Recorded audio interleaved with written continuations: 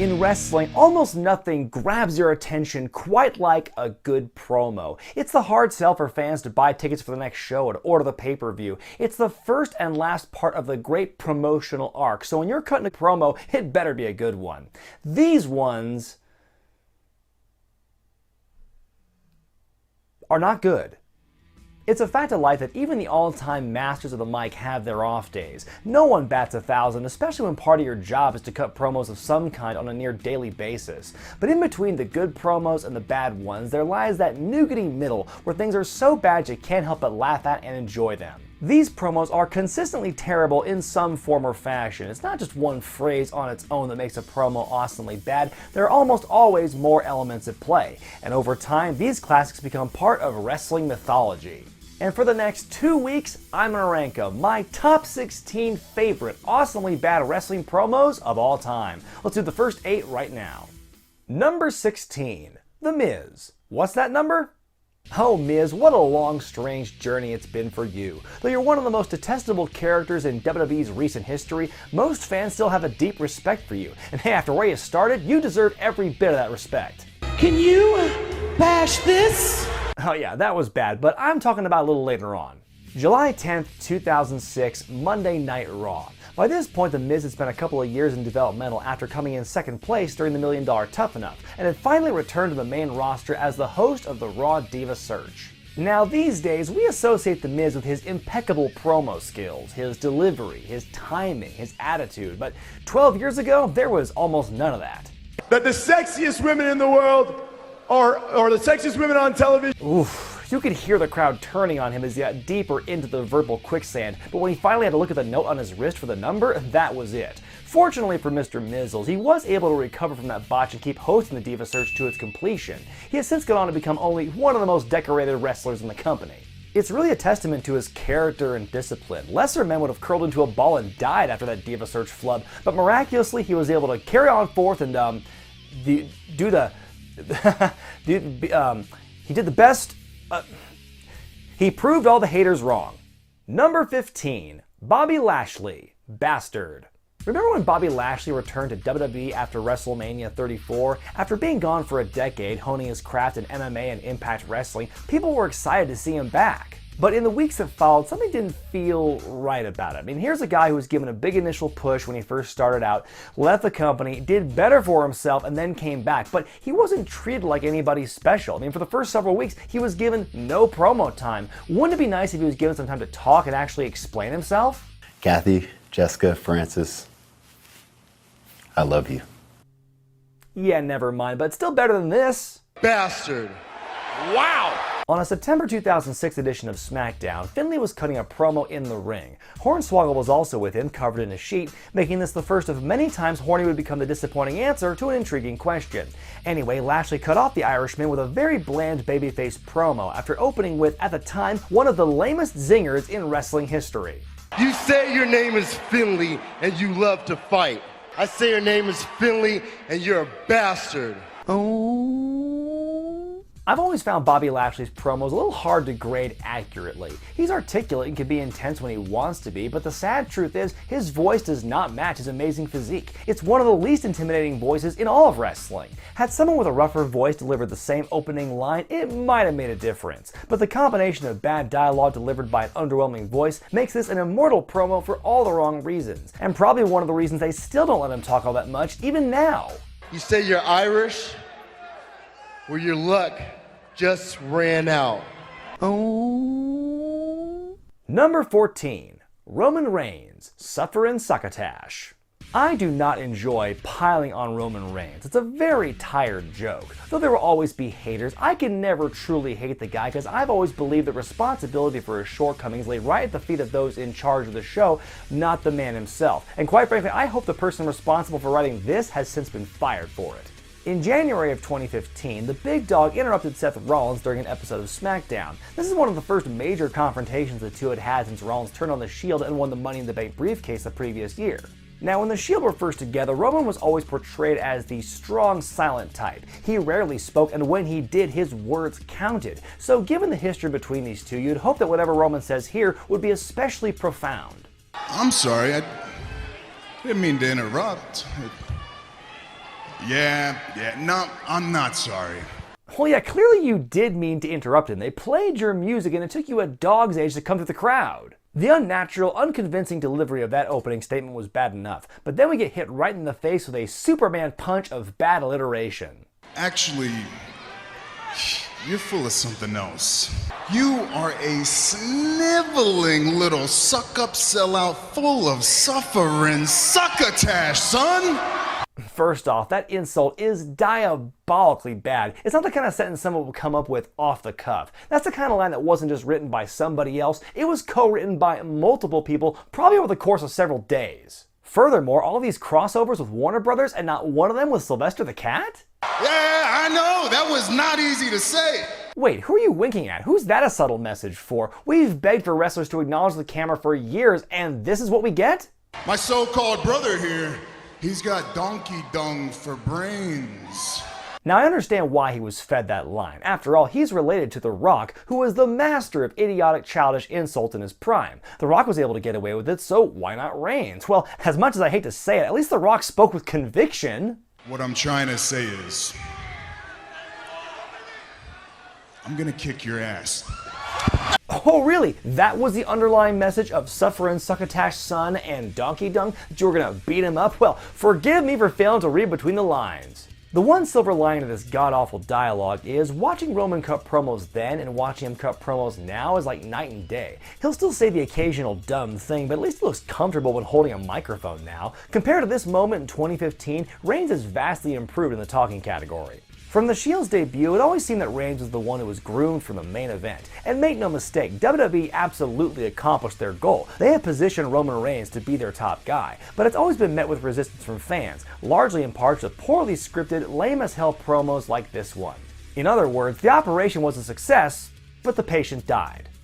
Number 13, the Shockmaster's debut. I've talked about the Shockmaster before here, a gimmick that was practically doomed from the start just by failing the eyeball test. Poor Fred Ottman has been linked with one of the all-time biggest botches, and if falling through the wall wasn't bad enough, then he had to talk. Well, it's not exactly true. He had to mime some hand movements while someone off stage did the talking for him. So you're the man that rules the world.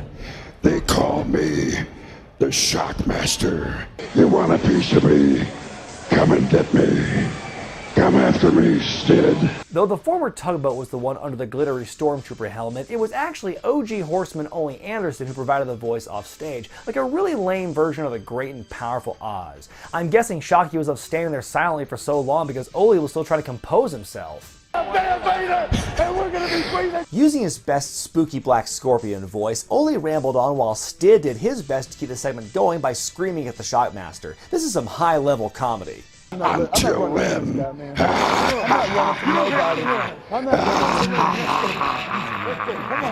I honestly can't believe how this idea made it to TV. It should have worked! It should have worked! I know. Number 12, Michael McGillicutty, the Genesis of McGillicutty. When you think about it, the original NXT was a great evolution for the business. With a show like that with guys getting publicly humiliated week in and week out, who needed locker room hazing? Late August 2010 saw the finale of the second season of NXT. The final two men were Kaval, better known as Low Ki or Senshi, and Michael McGillicutty, the son of Mr. Perfect, grandson of Larry Hennig, and one half of the most dynamic tag team in WWE today. Kaval was announced the winner, and that's literally all you need to know about that because he did fuck all in the company afterward. Anyway, Axel was upset by this news, or at least I think he was, since his voice barely changed inflection once he got on the mic. His dialogue sounded like it was ripped straight out of the promo minigame in 2K18's career mode.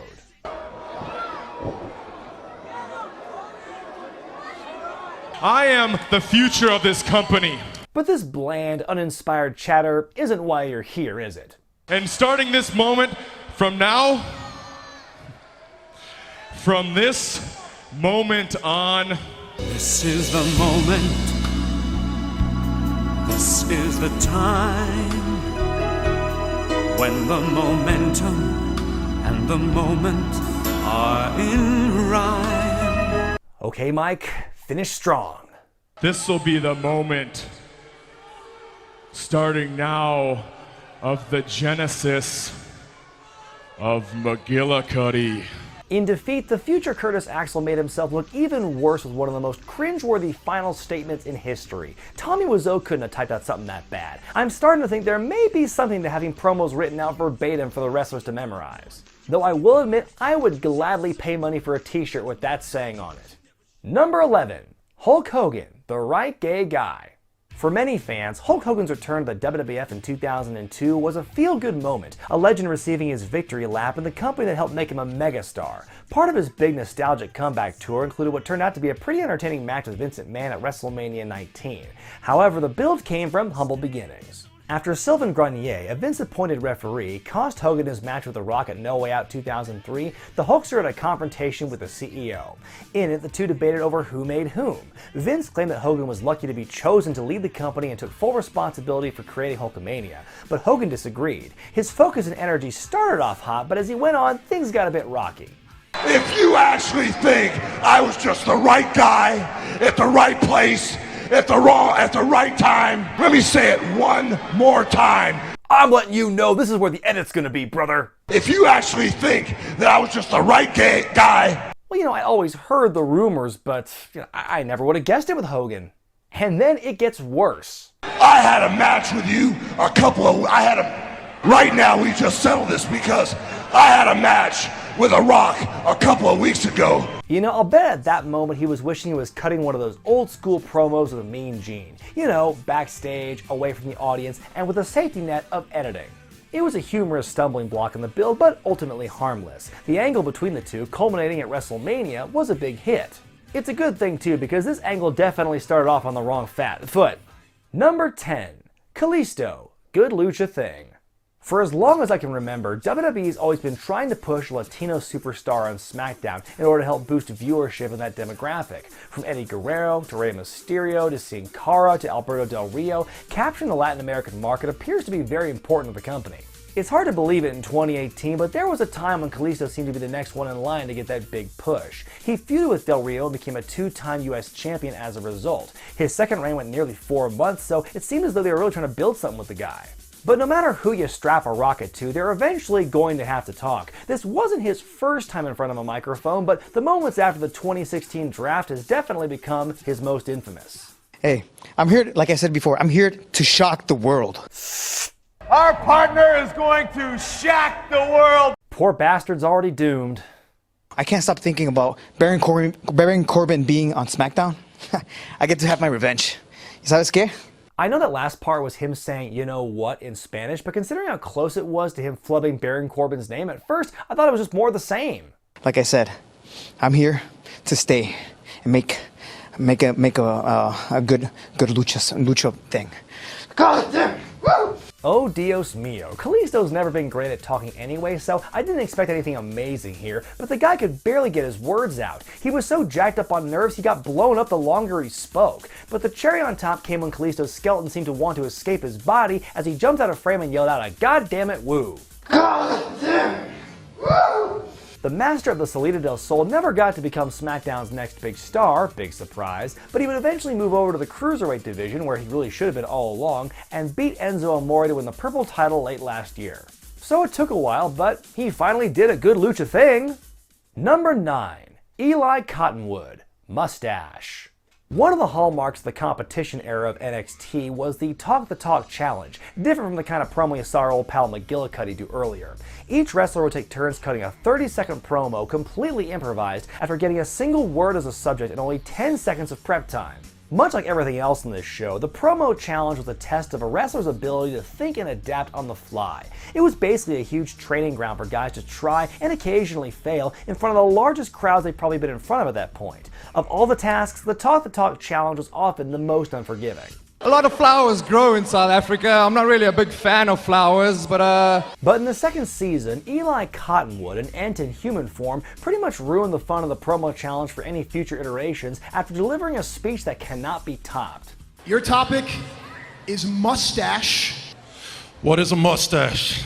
I like how he opened the promo by reiterating the subject matter like it's the topic of a debate piece. I want to see someone open a promo by saying, "What is wrestling?" It's a little bit of hair growing over the upper lip. I don't have one. Really? What do you call that then? I mean, it's not a mustache, but it's enough hair for me to say that's not a mustache. Nobody else here has one?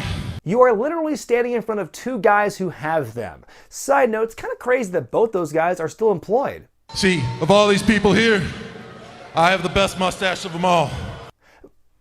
Wait, didn't you just say... Did you have the... But you didn't... Am I getting swerved? Give me a couple more days. I'll have a nice, thick mustache. But none of these boys right here. And that was a passage from the new children's book, Don't Drink Daddy's Whiskey by Eli Cottonwood. I mean, I feel bad for the guy. You could see the fear in his eyes. He tried to come up with something, anything to say. What else is the poor bastard gonna do? He was saddled with a promo about mustaches. No one was gonna make any of these topics work. Husky Harris, the future Bray Wyatt, was in that same segment. He had to try and cut a promo about doorknobs. Doorknob. Well, I used the doorknob to get in here, huh? And come on, Mr. Genesis himself, Michael McGee, was in this bit as well. I'll bet he said something stupid too. You have 10 seconds to think about the topic of breath. By the end of NXT, I'm gonna take your breath away.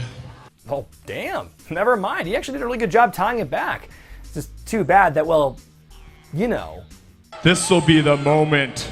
Well, folks, those are my picks for the most awesomely bad promos, numbers 16 through 9. Join me next week as I give you my top 8 picks of all time. Be sure to thumbs up this video if you like it, comment below, subscribe to Wrestling with Regret, and buy the t-shirts at ProWrestlingTees.com. I'm Brian Zane, and I'll see you next time. You may not have the looks, you may not have the dash, but you'll win yourself a girl if you've only got a mustache, a mustache, a mustache, if you've only got a mustache. You may be common folk without a hint of pride.